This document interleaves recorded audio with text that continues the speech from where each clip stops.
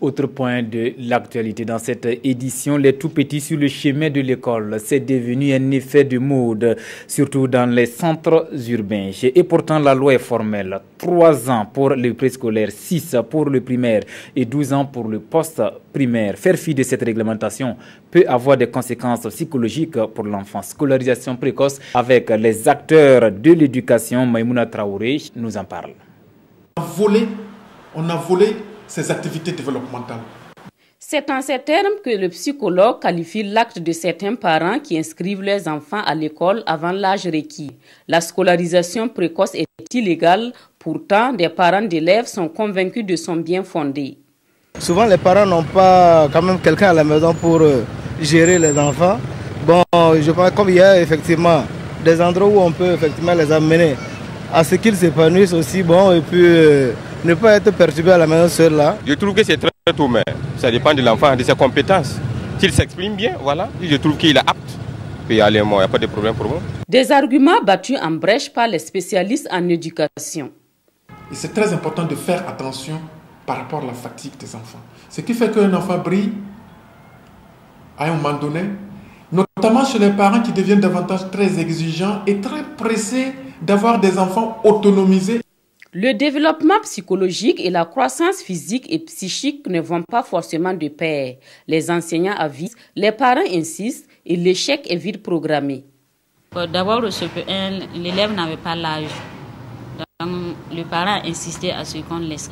En arrivant au CP2 maintenant, ça n'allait pas, on a convoqué le parent pour expliquer. Donc j'étais obligée de redoubler l'enfant et à cause de ça, j'ai eu des problèmes avec le parent. L'espoir d'une réussite fulgurante s'estompe, l'avenir s'assombrit.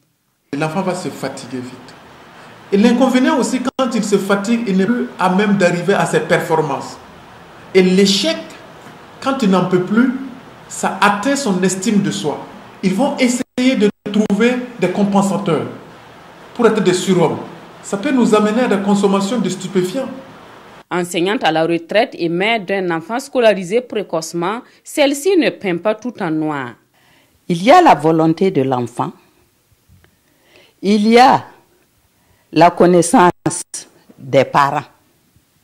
Si tu n'es pas enseignant et tu ne sais pas encadrer l'enfant là à la maison, si tu amènes ton enfant là à 4 ans là, je crois que tu gaspilles ton argent.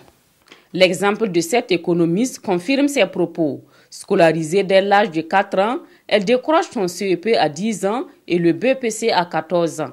S'il ne nous encadrait pas, si vraiment il ne me suivait pas, j'étais sûre que ça n'allait pas aller. Prenant la mesure de la situation, des acteurs du système éducatif invitent au respect de la réglementation. Tout ce que nous pouvons faire, c'est de mener des actions de sensibilisation à côté d'eux. On ne peut pas punir un parent parce qu'il a amené son enfant à l'école, je ne sais pas, à 4 ans. Il faut aller lentement, mais sûr. C'est mieux d'encadrer les enfants pour leur permettre d'avoir un très bon niveau. Cela y va de l'avenir de milliers d'enfants contraints de prendre la route de l'école et d'échouer lamentablement là où ils devaient exceller parce que tout simplement, ils n'ont pas suivi un cursus scolaire normal.